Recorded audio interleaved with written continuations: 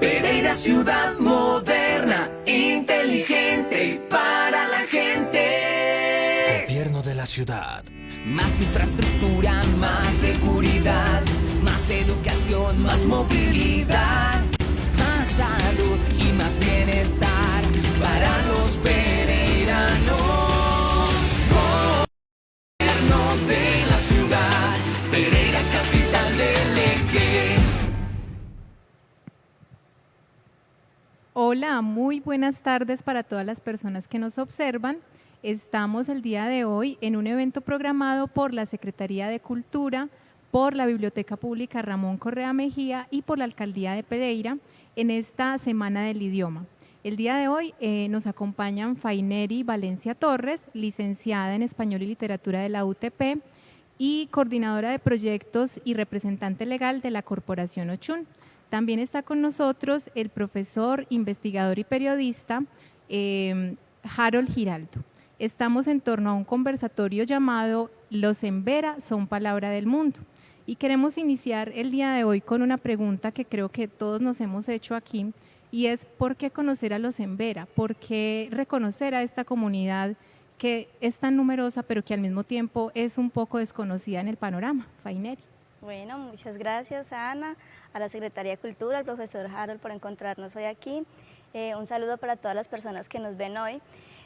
Bueno, una pregunta muy interesante que nos concierne a todos. Creo que una de las mayores razones por las que debemos acercarnos a la cultura embera es porque somos cohabitantes del territorio, porque además el legado que tienen y que nos han dejado a través de la historia nos permite acercarnos más a nuestras raíces. Puede que no seamos embera, pero el hecho de cohabitar y de compartir tanta tradición, tanto legado, nos llama a acompañarlos a ellos incluso en ese proceso de reconocerse y de darle el valor que merece la tradición oral y la tradición cultural que ellos tienen. Bueno, muy buenas tardes, noches, días para todos los que están presentes. Muchas gracias a la Secretaría de Cultura, a la Biblioteca por este evento, a ti Ana y a ti también Faineri por compartir la palabra. Creo que hay que conocerlos precisamente por el título de esta conversación, porque son palabra para el mundo, porque los embera son una de las 125 naciones que cohabitan en Colombia. Según el censo del 2018, hecho por el DANE, en Colombia hay 125 pueblos de origen reconocidos que tienen una personería, que han sido visualizados por el Estado. Hay más por reconocer. Y dentro de esos 125, uno de los que tiene un mayor número en cuestiones estadísticas demográficas son los embera.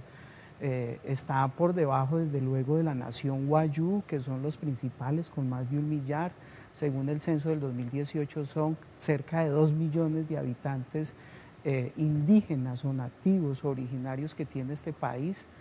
Al 2019 la cifra ha crecido y seguramente si vuelven a censar la cifra va a crecer, porque hablamos de una población invisibilizada, que se le han negado los derechos, que se ha subyugado incluso desde el punto de vista jurídico.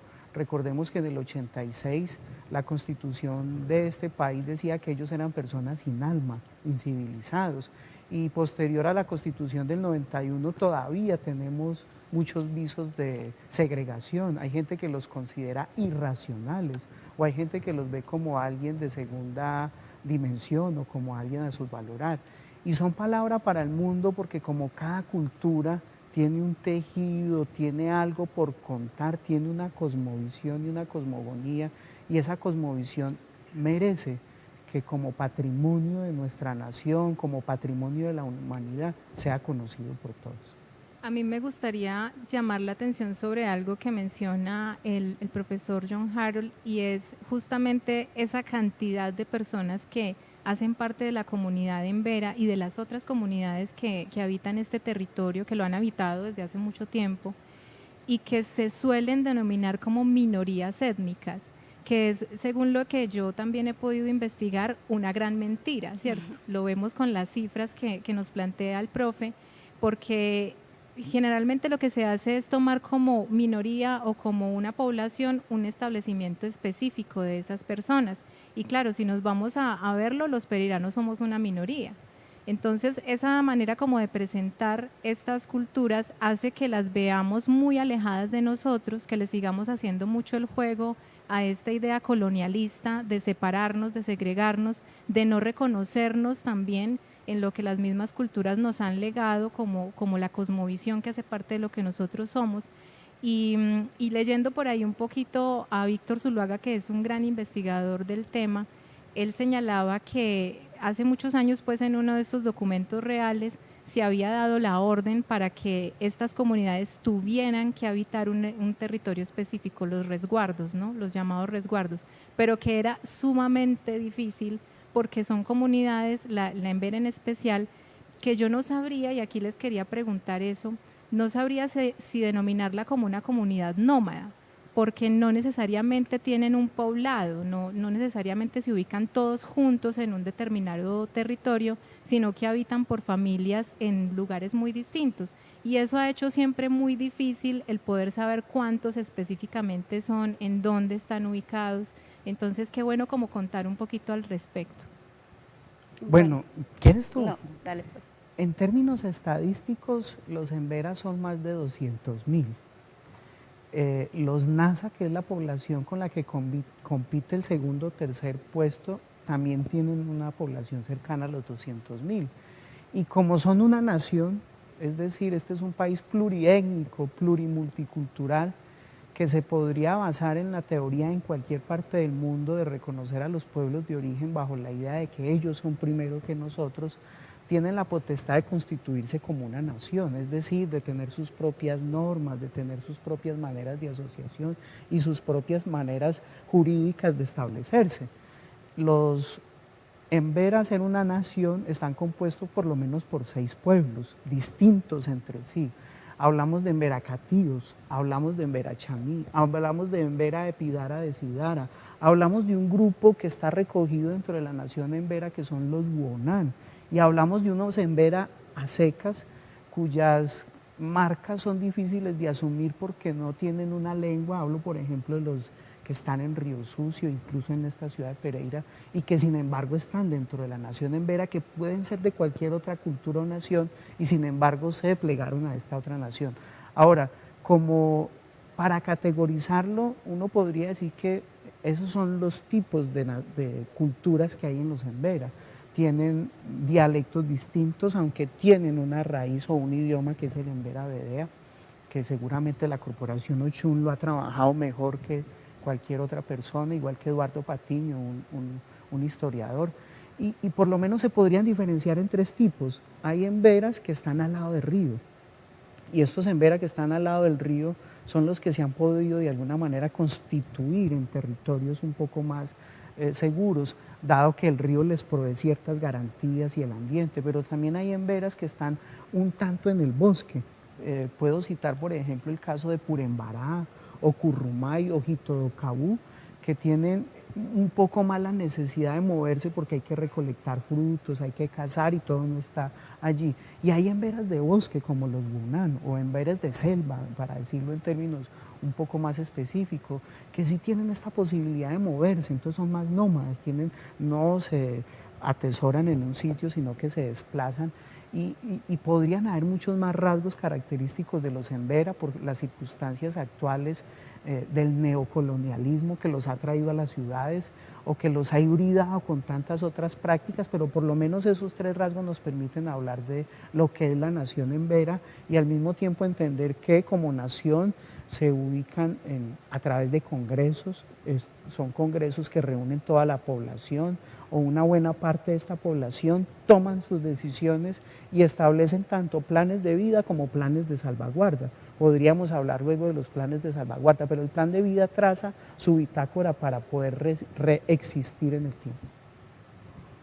Yo lanzaría más bien una pregunta, entonces aplicaría la palabra etimológicamente nómada para ellos, teniendo en cuenta que en Risaralda ya está bien constituidos los resguardos y ya tienen, digamos, raíces en cada uno de los territorios establecidos. Yo creo que los embera tienen esta necesidad de moverse. Una ha sido por imposición, Sí. por la violencia, el conflicto armado, los conflictos que hay al interior de su propia comunidad, megaproyectos, pero otra también por su propia constitución como sujetos. Es que las comunidades de origen en general, a diferencia de nosotros que fuimos después, que nos establecemos en núcleos, ellos actúan todavía en colectivo y actúan todavía en pequeños grupos que requieren establecer rutas para poderse diversificar en la alimentación, para conocer su territorio. Las comunidades de origen tienen otros lenguajes, hablan con las nubes, hablan con los ríos, hablan con sus ancestros a los cuales nunca olvidan y siempre mantienen un contacto. Y los ancestros pueden viajar, los los espíritus pueden estar en un sitio, pero pueden viajar también con ellos.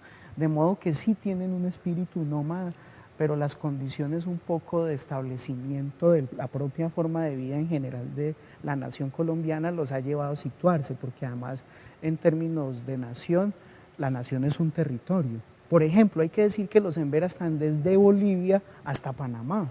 En Panamá encontramos una buena cantidad de emberas, es un pueblo muy reconocido con algunos privilegios más que en Colombia, pero también están en Bolivia. Entonces seguramente podrán estar en muchos más lados y han caminado y seguirán transitando porque para las comunidades de origen no hay límites, el mundo es uno solo y lo comparten independientemente de los intereses o necesidades que tienen. Nosotros es que nos hemos dividido, nos hemos sectarizado, nos hemos de alguna manera confinado. Para ellos el mundo es una casa y por eso decimos que los emberas son palabra para el mundo, porque están abiertos a esta maloca en la cual nosotros de alguna manera circundamos con tanta diversidad. Bueno, eso me lleva a pensar, pues cuando estaba como haciendo el ejercicio de reflexionar en torno a esta temática, que aquí tengo la libretica que no me puede faltar porque yo todo lo estoy anotando, pensaba en esa misma pregunta: ¿por qué razón deberíamos reconocer o conocer esta comunidad que ya un poco la hemos abordado?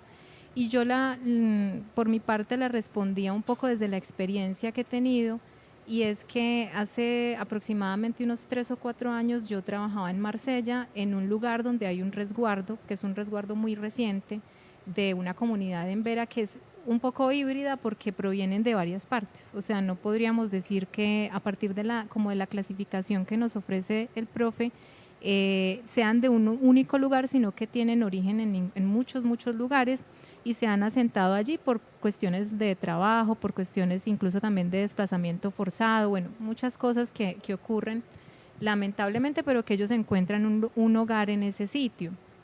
Entonces, al entrar a ejercer en ese lugar, yo me encuentro con una gran cantidad de chicos y chicas en Vera, con unas formas muy diferentes de aproximarse al conocimiento, con unas necesidades también que demandan del docente el conocer a la comunidad, y uno llega completamente desarmado en ese sentido, completamente ignorante también de las circunstancias, y eso le obliga a empezar a entablar un diálogo con los chicos y a querer un poco también entrar en la comunidad, pero no es fácil, lógicamente, no es fácil porque hay una resistencia que uno puede entender a partir de toda la segregación, de todas las dificultades que la comunidad misma ha vivido.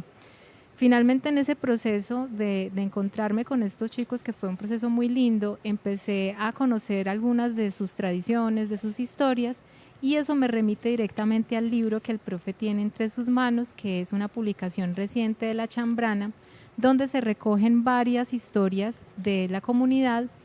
Y bueno, aquí iría un poco la segunda pregunta, que es: si nosotros quisiésemos conocer un poco más acerca de la comunidad en Vera, además de acercarnos a los sabedores, a las personas que portan pues estos conocimientos dentro de la comunidad, ¿dónde podríamos encontrar esa información, o cómo podríamos un poco acercarnos a lo que es la cosmovisión en Vera?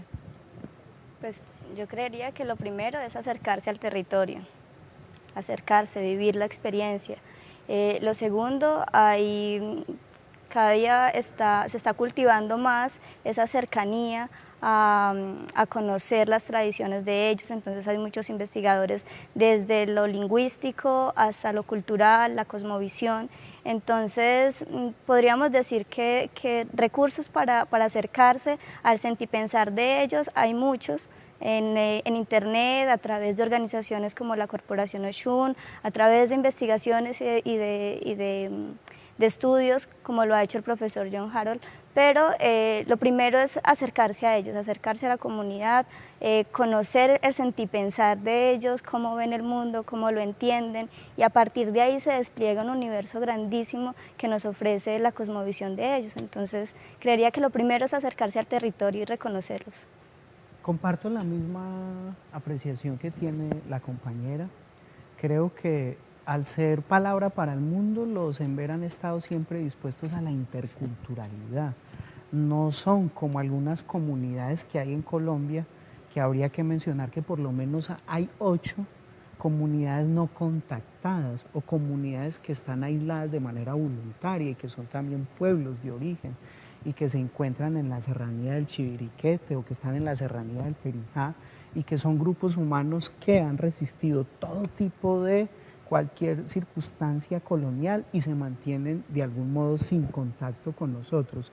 Ellos saben de nosotros, nosotros sabemos de ellos, pero están aislados, de manera que no hay posibilidad para dialogar.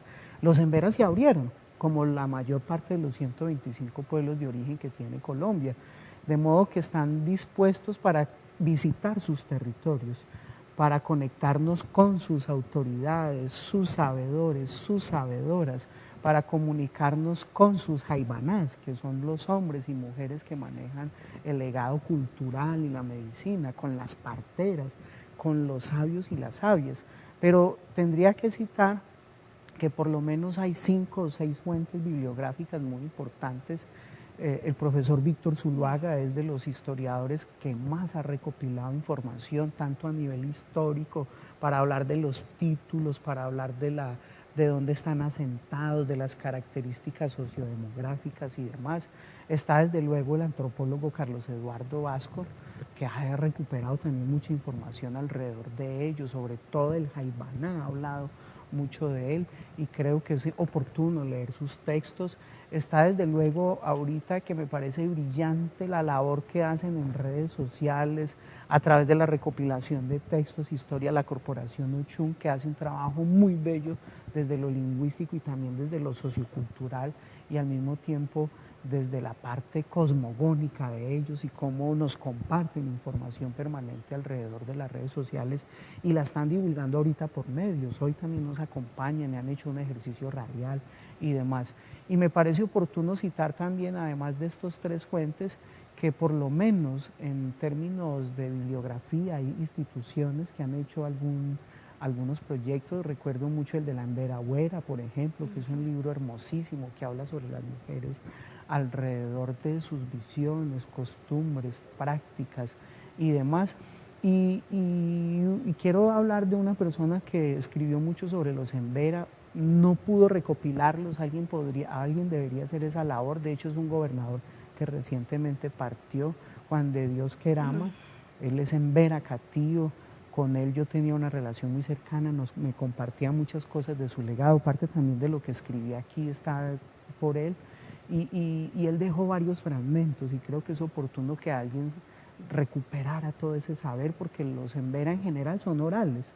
Si tú te sientas con una abuela que está en la 22 con séptima, por ejemplo, vendiendo sus kurmas o sus chaquiras, si tú vas a algún sitio de aquí de Ciudad Victoria, si te desplazas por donde ellos están y conversas con ellos, hay la posibilidad de conocer mucho de su cultura, leyendo sus relatos también, pero sobre todo. Me parece un trabajo fundamental para cualquier docente de colegio que tenga entre su población estudiantes Embera. También como un poco hacer ese intercambio con los estudiantes es fundamental. Pero entonces antes de pasar a eso, sí me gustaría mucho que Fainere nos contara cómo fue un poquito el proceso de creación de esta cartilla y qué podríamos nosotros encontrar en ella. Bueno, Ana, antes de pasar a hablar de la cartilla, quisiera hacer como una acotación a lo que estábamos comentando hace un momento, y es la necesidad de involucrar en estos espacios a la propia comunidad. Es decir, en un espacio como ese estaría perfecto invitar a un representante Embera que nos cuente ellos mismos cómo es la vida, cómo ven el mundo, cómo lo interpretan. Y creo que ese es como el llamado en este momento. Ellos se abrieron a compartir con nosotros su legado. pero esos procesos se deben dar desde la comunidad y desde el sentir de ellos. Entonces, bueno, quería dejar eso pues en la mesa. Y en Vera Vedea O, es el camino de la lengua en Vera, es un proceso que inició en el 2019. Esta cartilla es el resultado de ese proceso con un semillero de lengua en Vera. Inició porque detectamos que en varias instituciones educativas los niños en Vera no se autorreconocían como indígenas, se avergonzaban. Entonces sentimos la necesidad de mostrarles a ellos desde nuestra visión como caponías, como mestizos, que apreciábamos esa riqueza que valía demasiado y que necesitábamos acercarnos a esa oralidad y a esa lengua. Se abrió el semillero, descubrimos que realmente estaba abierto a todo el mundo y que la necesidad también estaba dentro de los mestizos, de los caponías, que trabajaban como Ana. Lo que le sucedió, que llegó a trabajar dentro del territorio y no tenía una aproximación a la lengua. Entonces, eso creo que tropieza un poco el proceso que se llega a realizar dentro de la comunidad. Podría ser más efectivo, más eficiente si se acerca desde la lengua, porque lo primero que necesitamos para conocer al otro es la interacción a través de la lengua, a través del lenguaje. Entonces, bueno, se dio ese proceso, empezamos a estudiar la lengua y esto recopila la primer parte de ese proceso. Está pensado para niños, pero lo pueden estudiar adultos, niños de más o menos 8 a incluso menos, por ahí de 7 años a 80. Pueden empezar a estudiar la lengua. Está trazado por el pensamiento de Olinda, que es la niña que narra toda la historia. La cartilla está ilustrada por Juan Ángel, un gran ilustrador, y pues recopila todo ese estudio y todas las actividades que hacíamos durante las clases enfocados para niños en edad escolar. Entonces, tiene secciones donde es inevitable que para trabajar o abordar la lengua necesitemos acercarnos a la cosmovisión. Entonces está segmentado por espacios de cosmovisión, de la cultura. Entonces abordamos qué significa la paruma, qué significa la cocina dentro del hogar, qué significa los trajes típicos, y trazado también pues, por la lingüística.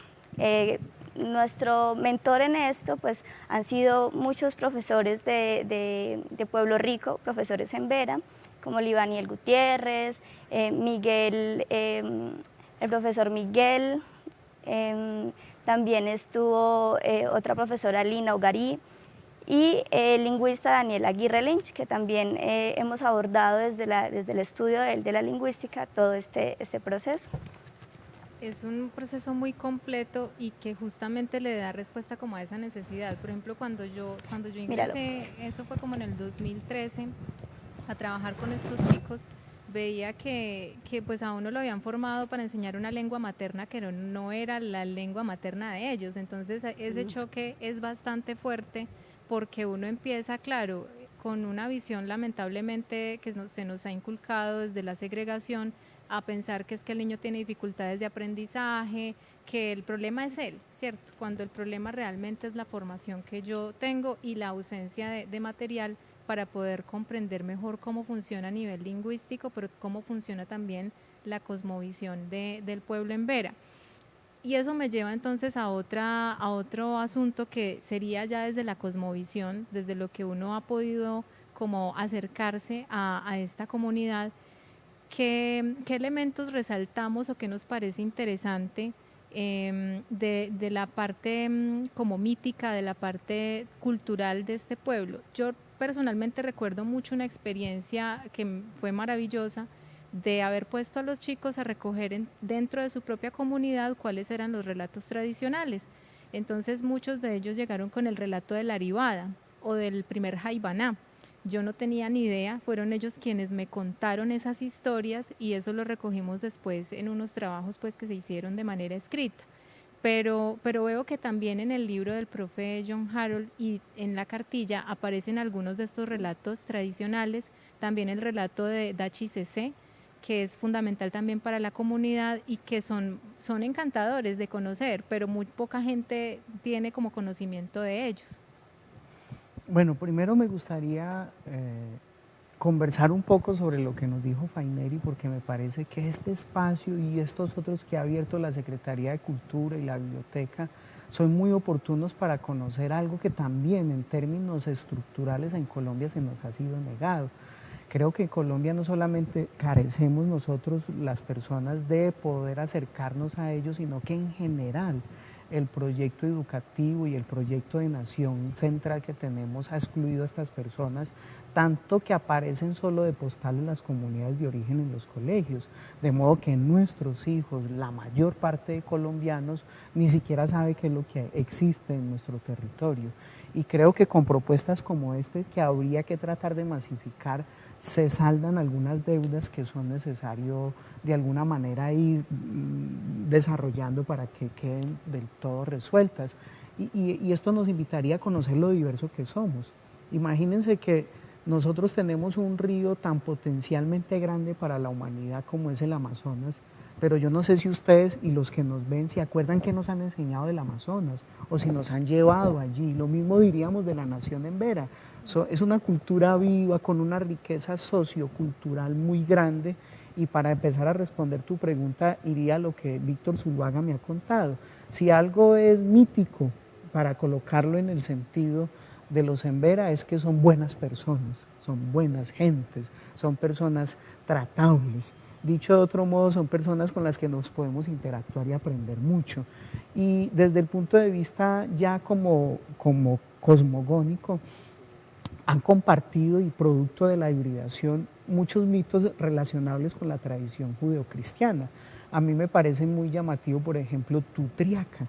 Tutriaca es un ser que la iglesia de alguna manera lo convirtió en un demonio, porque pertenece al inframundo. Cualquiera que haya leído sobre culturas de origen sabe cómo se dividen arriba y abajo, o un poco de acuerdo con las estaciones, en fin. Como Tutriaca pertenece al inframundo, la iglesia lo convirtió entonces en algo despreciable, pero Tutriaca tiene bondades particulares que la comunidad embera lo recoge, como la posibilidad de la fertilidad, muy parecido al Cañari entre los Quimbaya, que con él, con Tutriaca y con Cañari celebran el carnaval de la fiesta y la fecundidad, y que se convirtió en la fiesta del diablo, muy conocido por los colombianos.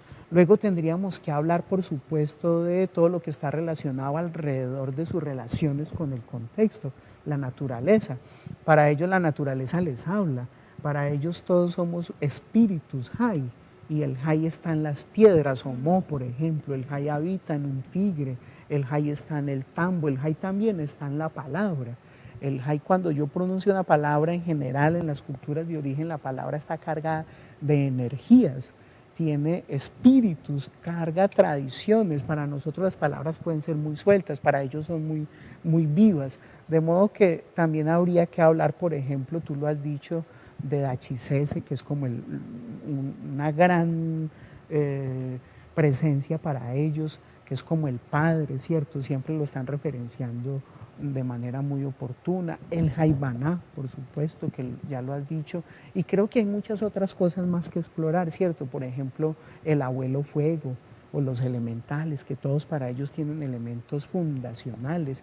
Y por ejemplo, para hablar de fundacionales, entonces está Caragaví, que es cómo los Embera pudieron volver a ser en su visión del mundo, producto de que algún día se les acabó el agua, y por eso el agua es un elemento primordial en la cultura Embera. Caragaví se las devuelve producto de hacer un ejercicio con el gran árbol, y el gran árbol que es derrumbado, y de haber superado una serie de dificultades. Pero luego lo que habría que decir es que para ellos casi todo es mitológico, en la medida que tiene un valor a preservar, un valor a proyectar, como el colibrí, como las aves, como nosotros mismos. Cada persona en la cultura embera tiene un valor, y por consiguiente tiene una importancia y una relevancia que amerita ser conocido. Sí, esa mención que hace de Caragaví me recuerda un relato que hay en el texto que tiene ese mismo nombre, ¿cierto? Caragaví, que justamente lo que cuenta es acerca de de como ese proceso de poder adquirir nuevamente el agua, ¿cierto? Y la visibilización del sol. Y leer ese relato, que no sé si de pronto usted no lo quiera leer, sería chévere, me llevó a pensar en otro relato indígena, entre los ticuna, que narra casi que el mismo episodio. Cuando Joy e Ipi, en este texto que se llama Magutá, la gente pescada por Joy, son quienes se encargan de tumbar también un árbol que está generando exactamente el mismo problema, y al ser derribado el árbol crea las ramificaciones del río Amazonas. Entonces encontrar como esas confluencias también es muy bello, porque vemos que seguramente siempre ha habido un contacto entre culturas, que ha sido otra de las grandes mentiras que a nosotros nos han dicho a lo largo de la formación académica, y es que eran culturas aisladas, culturas que no tenían un desarrollo de pensamiento, bueno, muchas cosas que en realidad hay que desmitificar un poco. Y creo que nos las ha dicho Faineri también, ¿cierto? Alguien pensará que derrumbar el árbol es un acto cruel, pues de hecho, pero mira la cultura en Vera, derrumban un árbol y del árbol siguen haciendo vida, porque crecen ríos que ahorita se llaman San Juan, que ahorita tienen un valor un poco occidental, pero del árbol que tumban no hay muerte, sigue habiendo vida. Y de hecho todo el proceso con los monos, con Genserá, con los animales que se rodean, que tienen una pugna y un conflicto, sigue surgiendo la vida, solo que hay un acto heroico en el hecho de volver a recuperar el agua porque se encubó en un árbol que de alguna manera allí lo tuvo. La historia de Caragaví es muy bonita, dice, un día, entre otras cosas, antes de leerlo, esto parte de lo que los Embera cuentan, y lo cuentan de muchos modos, como el relato bíblico fundacional de cualquier pueblo, y esta es una versión que es reducida porque la chambrana tiene la virtud de ser transportable, y la idea era contar varias historias, de manera que es una versión reducida. Un día los Embera se quedaron sin agua, las razones pueden ser muchas. Caragaví, con una varita que golpeaba, hacía brotar el agua, pero se acabó, no pudo encontrar más. Entonces los Embera fueron a donde su mentor, el que había hecho posible la vida y existencia. Les indicó reunieran a su gente y fueran al gran árbol del Jenené, un frondoso repleto de hojas y con tanta fuerza que en donde se encontraba dejaba casi todo a oscuras, como tú lo dices, impedía el traspaso de la luz. La misión consistía en derribarlo para de nuevo el agua corriera. Los Embera tuvieron que idear uno y otro modo, pero como siempre han sido constantes, fueron venciendo los obstáculos. Primero lucharon contra la espesura de la selva para llegar hacia el árbol. Luego con hachas de piedra intentaron tumbarlo y nada. Después usaron la inteligencia y vieron cómo frente a cada hachazo de piedra un grupo de hormigas, en especial Genserá, tapaban los huecos que le hacían. Pasaron días y el árbol estaba firme y vigoroso. Trabajaron día y noche con sus hachas y nada, hasta que con la ayuda de varios micos y la comadreja se dieron cuenta que Genserá había puesto bejucos en el corazón del Jenené y por eso se ladeaba, pero no caía al árbol. Siguieron y sus esfuerzos no eran compensados, de manera que hicieron pruebas para cortar ese bejuco y luego de cada uno aportar algo se despejó la vista y mientras caía el Jenené fue movilizándose el agua y dando de nuevo la vida a cada uno de los pueblos Embera. Los Embera siguen trabajando unidos para que su nación proteja el agua, para que a nadie le falte. Hermoso. Es muy lindo, es que es como el mantenimiento del equilibrio también, ¿cierto? Yo creo que todos estos relatos a lo que nos invitan también es como a pensar en que todo tiene un punto en el que es sano, pero si se traspasa ese límite ya empieza a ser perjudicial, y es desde todo ámbito. Entonces por eso el ciclo vida-muerte, que para nosotros desde el occidental es como tan difícil de asimilar, que la muerte es una parte natural y necesaria de la vida, es dentro de estas comunidades algo muy normal, ¿cierto? Se ve como una cuestión que es necesaria para la propia subsistencia. No sé si Faineri nos quiera como Sí, compartir. quería comentar un poquito del mito de Caragaví, que parte de la narración que escuchamos, Caragaví castiga a Genserá, le reduce la cintura a lo mínimo y siempre carga una gotita de agua en la boca recordando el mal que había hecho a los hombres y por qué le había castigado Calagavi.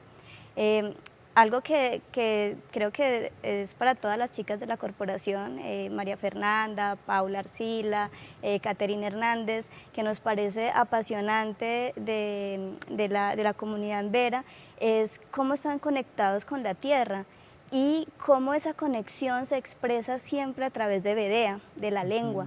Entonces todas las palabras son ricas, una palabra no está vacía, todas tienen muchos significados o se componen de muchas otras palabras para decir solo una cosa. Por ejemplo, tienen un nombre solo para la planta de café, para recoger café, y otro para la bebida. Entonces, nos parece que esa riqueza desde el oral expresa totalmente la conexión que tienen ellos con la tierra y con esa madre que ellos no le quitan ese estatus, que es la tierra la que los alimenta y con la que siempre están conectados, independientemente del rol que ejercen dentro de la comunidad. Por ejemplo, el profesor Libaniel, él es una persona que lleva un cargo muy respetable dentro de la comunidad porque es docente, hizo la maestría creo que es en antropología, y él cultiva su tierra, le saca el tiempo, se dedica a producir sus propios alimentos y constantemente está hablando de la importancia de no desconectarse de esa labor. Bueno, pues nosotros ya vamos entonces cerrando este conversatorio, ya vamos llegando al final de él. De nuevo, yo sí quisiera recoger las palabras de Faineri. Sería maravilloso que en otro espacio de estos pudiéramos contar directamente con la presencia de la comunidad. Es algo que de pronto se nos escapó un poco y que es creo que un reclamo muy necesario, porque no solo es lo que nosotros podamos contar, sino de primera mano lo que ellos nos pueden también regalar, todas esas palabras que nos pueden regalar, y cómo en ese intercambio vamos construyendo juntos, que finalmente esa creo también es la invitación a no continuar con la segregación, sino poder construir entre todos. Ya les dejaría a ustedes para que puedan decir unas últimas palabras. Yo quisiera, a propósito de lo que dice Faineri, que me parece muy fascinante y apropiado, la nación en Vera por estas épocas hace una armonización que se llama el rito de sanación o una especie de pacto con Benecúa, y lo están haciendo por esta época, y quisiera despedirme contándoles a los que nos ven en qué consiste el rito de sanación de la tierra o Benecúa. La nación en Vera realiza varias actividades de conservación de su entorno, sus territorios y de sí mismos. Como son personas creyentes en la Madre Tierra y en energías de las que está compuesta, ofrecen sus tributos y hacen gala de ceremonias que en una forma de entenderlas se asocia a ser en armonía. Para purificar la tierra, los bastones, para curarse de algún mal, practican con la venia de los jaibanás el encuentro de la Benecúa, con agua sagrada, convocando a las fuerzas de los varios mundos, concentrados en su pensamiento y visión de mundo, intentan sanar los cuerpos que fueron ensangrentados o que los capunías, seres humanos no indígenas, dejaron infértiles a causa del uso de muchos químicos. Cuando los en Vera cultivan, dejan descansar la tierra. En cambio, los capunías todo el tiempo la trabajan y como se les vuelve árida, entonces usan tóxicos, venenos, y esto afecta sobremanera al agua y a todo cuanto se encuentra en pie. Entonces Benecúa es la minga espiritual, donde de modo continuo, en colectivo, los emberas van a abrazar árboles, a conversar con las nubes, a encontrarse con la tierra y ofrecerle perdón por los daños causados y los atentados hechos. Con su pensamiento y sentir, con sus fuerzas humanas y espirituales, también le agradecen por lo que la tierra les entrega, e invitan a todos los capunías a que también se unan en la ceremonia de sanación. Benecúa, que también es un modo de sanación de uno mismo. Hermoso. Gracias, profe. Bueno, profe, muchas gracias. Faineri, muchas gracias. También muchas gracias a la Secretaría, a la Biblioteca por este espacio tan importante que le da ya lugar a una comunidad que siempre ha estado, pero que de alguna manera no nos hemos querido reconocer en ella. Una feliz tarde para todos.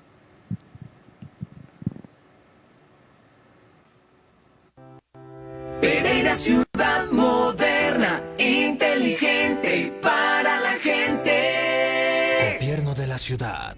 Más infraestructura, más seguridad, más educación, más movilidad.